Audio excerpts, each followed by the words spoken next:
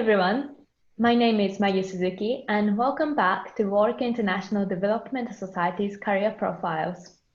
As you may already be familiar, we will be talking to our Warwick alumnus working in the development sector to share their knowledge, experience and insightful advice in the industry.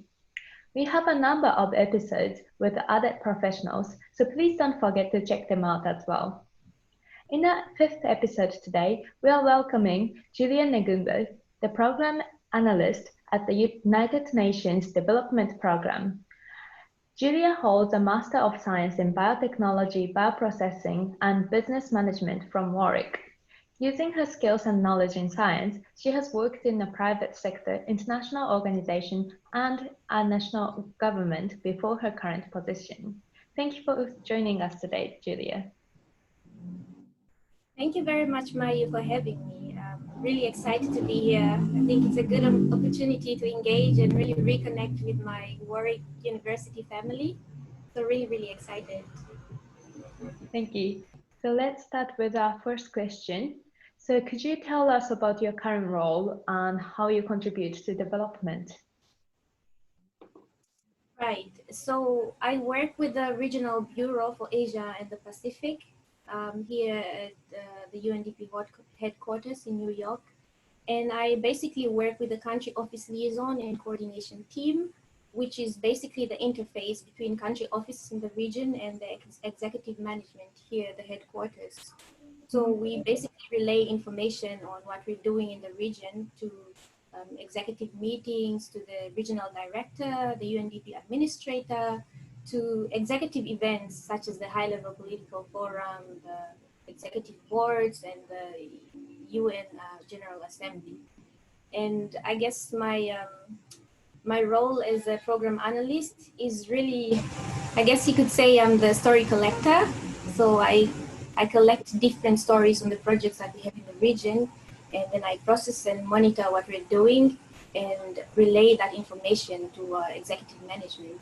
So it's a very critical role in that I basically inform decisions. So I have to make sure that everything I relay here, it has to be accurate and it has to be up to date. So it's quite challenging, but that's what I love. I love a good challenge and it's really exciting. Definitely. So what exactly inspired you to work in the development sector? So basically, you could say it's youth unemployment. And this was what really started my journey with the University of Warwick as well, because my decision to pursue my master's studies at the University of Warwick was because I had this passion and vision to start a youth-led enterprise on green innovation, nature-based products, specifically medicinal plants.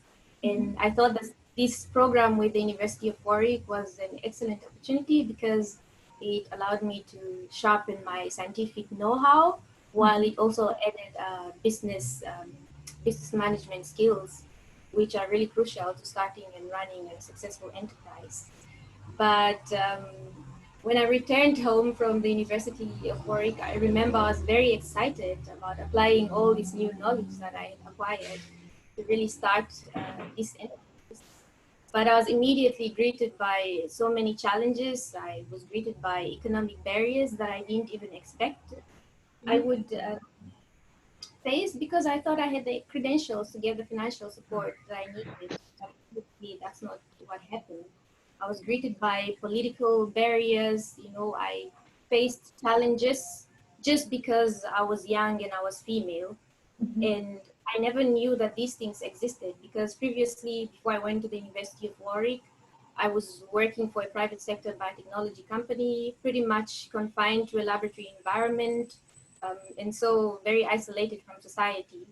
So when I realized all this, I knew that I needed to be in a space where I could really observe the essence, the true essence of development. And so when I came across an advert from the United Nations Development Program on a new program for young African women leaders, I thought that that would be an excellent platform. So I applied for it. The program is called the African Union Commission, UNDP, African Young Women Leaders Fellowship Program. And it's just to really empower young, talented African women who are passionate about becoming leaders in development. So I was really, really interested in that. And also bridging that gender gap in Africa. So it's a very exciting program. In addition to doing my programmatic work, I'm also, learning a lot and getting a lot of training on leadership, mentorship from development experts, from seasoned leaders. Very, very rewarding experience indeed. Thank you. So how does your background in natural science help you in the current role and also in development generally? The good thing about UNDP is that it works across the entire spectrum of the sustainable development goals. Yeah. So in addition to learning about what the other SDGs entail, I'm also able to apply my skills to the SDGs that are related to my professional background. For example, SDG 2 on zero hunger, SDG 3 on good health and well-being. I'm really able to apply my skills. And because I work in an executive team, it really helps me more easily apply these skills, because the executive team basically develops the plans, the strategies behind all our programmatic work in the region. Mm-hmm. So in conceptualizing those strategies, I'm able to apply some of these skills. And if I can give an example, I remember earlier this year, we were developing a private sector strategy. Yeah. And because I previously worked with the National Commission on Research, Science and Technology back home in Namibia, on a bioeconomy strategy project with the Food and Agriculture Organization, Mm-hmm. I was able to infuse some of that experience into this new project. For example, highlighting circular approaches, highlighting green economy. I was able to apply all that because of that experience. And then on the other hand, we're also working a lot on responding to the COVID-19 pandemic, which, as we all know, stems from a biological agent. Yes. So just having that know-how, that really deep scientific insight on how the virus works, how it can be transmitted in communities and how it can be prevented, I'm able to really tease out some of the meaningfulness in the stories that I'm collecting. And also because my scientific background is very much research centric. It's very analytical. Mm-hmm. Doing all that research on the stories is really easy because I have that background. So in terms of teasing out the meaningfulness in stories, I think my background has really helped me. And for example, we have an accelerator lab in the region, which is developing medical shields for frontline workers who are working in hospitals, taking care of COVID-19 patients. Just knowing the importance of that, these are personal protective equipment which are meant to save lives. I'm able to realize the importance of rolling out such a project at regional level, scaling it up. And because my stories are informing major decisions, they're able to inform such an impact. So yeah. Because of my background, I was just thinking that, my background is social sciences. I was just thinking that international development is mostly to do with like economics, politics, for example. But yes, certainly the natural science has a really big part to play. Before we finish off, finally, do you have any advice for young professionals or young scientists interested in working in development sector? Right. So the first thing would be to make sure that you're really passionate about serving people and making an impact in people's lives. It has to start there before you even think of starting a career in international development or development in general. You have to have that passion, because this is a very complex field. You work on complex challenges, systemic challenges. Sometimes you're even deployed to stations that are considered high conflict zones. And if you're not passionate, it might be too overwhelming for you. So you have to have that inner desire that really drives you. Otherwise, it might become too much to handle. And then the next point would be to be able to demonstrate that passion. I can tell you one thing about the UN. Entering the UN system is really hard. It's very competitive. So your university degree alone is not going to get you in. You have to be able to demonstrate that extra thing. How do you demonstrate that?